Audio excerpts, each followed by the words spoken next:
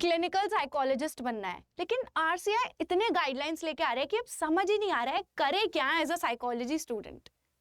कोई बात नहीं, आज की मैं वीडियो लेके आई हूँ इसी टॉपिक के ऊपर कि अब फाइनली क्या गाइडलाइंस हम फॉलो करें और कैसे इंडिया में क्लिनिकल साइकोलॉजिस्ट बने। हेलो एवरीवन, मैं हूँ Muskan Gupta and welcome to CUET PG Adda. तो चलिए अब जल्दी से शुरू करते हैं और समझते हैं कि क्लिनिकल साइकोलॉजिस्ट क्या है, कैसे बनना है।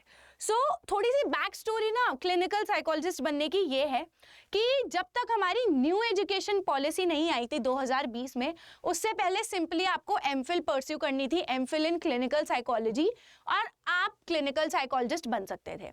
लेकिन 2020 में जब एनईपी आई तो उसमें एमफिल की जो डिग्री थी, ये जो आपकी एमफिल डिग्री थी, उसको रद्द कर दिया गया।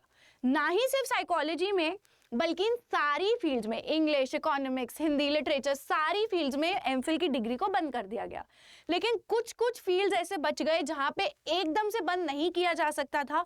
उसका रीजन क्या था? उसका रीजन ये था कि ये बहुत ट्रेनिंग बेस्ड प्रोग्राम है।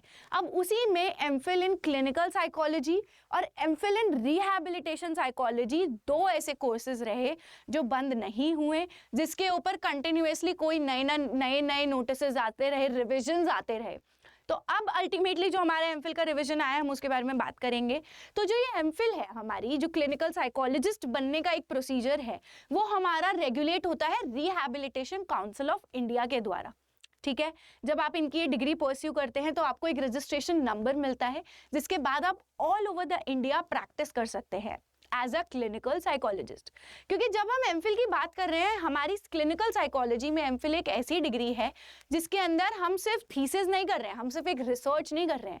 रिसर्च के साथ साथ हम एक हॉस्पिटल में काम कर रहे हैं एज अ रेजिडेंशियल साइकोलॉजिस्ट। हम काम कर रहे हैं जहाँ पे हम सीख रहे हैं कि हम टेस्टिंग करेंगे।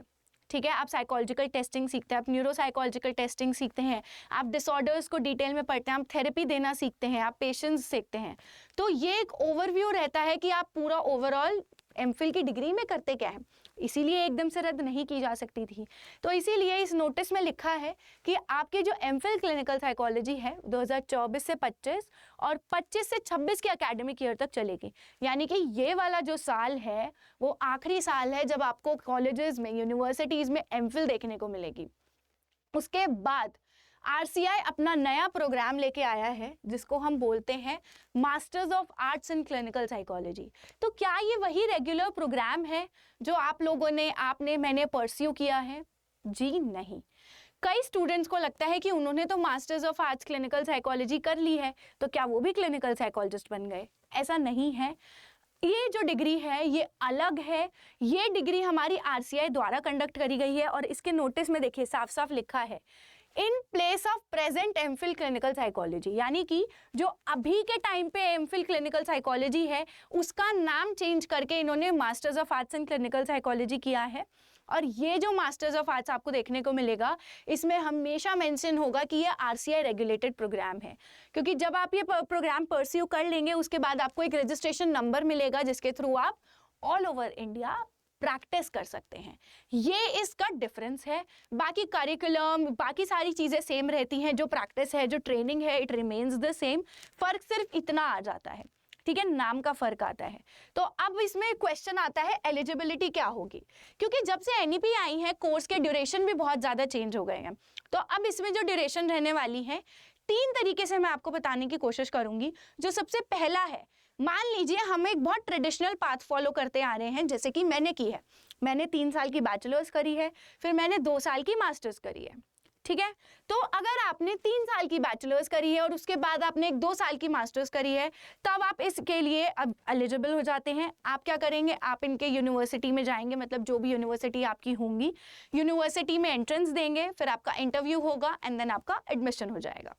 ठीक है, दूसरा पॉइंट आता है कि अब एनईपी में हमारे कोर्स के ड्यूरेशन को बढ़ा दिया गया है, जैसे कि 4 साल की बैचलर्स। तो अगर आपने 4 साल की बैचलर्स करी है बीए, बीएससी साइकोलॉजी में, तो आप direct MA in clinical psychology RCI regulation में आप एडमिशन ले सकते हैं। यही चीज़ यहाँ लिखी है, minimum educational requirement for admission to this course will be 4 year BA BSc degree in psychology from a university recognised by the UGC. जिसमें आपके कम से कम नहीं तो मिनिमम 55% मार्क्स आने ही चाहिए, ठीक है। अब कुछ लोग ऐसे भी हैं जिन्होंने 3 साल की मास्टर्स करी है, 3 साल की बैचलर्स करी है, तो वो लोग क्या करें? आपको मैं 2 ऑप्शंस बताती हूँ। अगर आपने 3 साल की बैचलर्स करी है, आजकल यूनिवर्सिटीज़ आपको ना ऑप्शन देती है ब्रिज कोर्स का। यूजुअली हर यूनिवर्सिटी में आपको ब्रिज कोर्स का ऑप्शन मिलता है। अगर आपको नहीं मिल रहा है तो आप ऑप्ट कर सकते हैं एक 2 साल की मास्टर्स, और आजकल यूनिवर्सिटीज़, इंडियन यूनिवर्सिटीज़ कुछ लिमिटेड आपको 1 ईयर का मास्टर्स भी दे रही हैं। तो आप इनमें से कुछ भी चूज कर सकते हैं और उसके बेसिस पे आप आगे कंटिन्यू कर सकते हैं। और जो एडमिशन प्रोसीजर रहने वाला है वो बहुत सिंपल रहेगा। आप क्या करेंगे, यूनिवर्सिटीज़ के फॉर्म फिल करेंगे, और हमेशा जब भी आप फॉर्म फिल करें चेक करें कि वहाँ लिखा है RCI रेगुलेटेड प्रोग्राम है या नहीं है। उसके बाद आप क्या करेंगे, यूनिवर्सिटी का फॉर्म फिल करेंगे, यूनिवर्सिटी के एंट्रेंस के लिए अपीयर करेंगे, जिसका सिलेबस जो है मोर और लेस आपका UGC नेट जैसा कह लीजिए, गेट जैसा कह लीजिए, थोड़ा सा डिसऑर्डर्स की तरफ, थोड़ा सा टेस्टिंग की तरफ ओरिएंटेशन ज़्यादा रहता है। बाकी जो आपकी क्लासिक थ्योरीज जो होती है, learning, memory, sensation, perception, everything remains the same, ठीक है। अगर आप एंट्रेंस क्लियर करते हैं फिर आपका एक इंटरव्यू होता है। इंटरव्यू में भी आपसे बेसिक यही क्वेश्चंस इन सब चीज़ों के ऊपर अलॉन्ग विथ थेरेपीज आपसे पूछी जाती हैं, and if you clear that तो आपका इस एडमिशन में, इस प्रोग्राम में आपका एडमिशन हो जाता है, ठीक है। देन उसके बाद आखिरी आ जाता है कि अब यूनिवर्सिटीज़ क्या क्या हैं। अभी बहुत लिमिटेड यूनिवर्सिटीज़ हैं।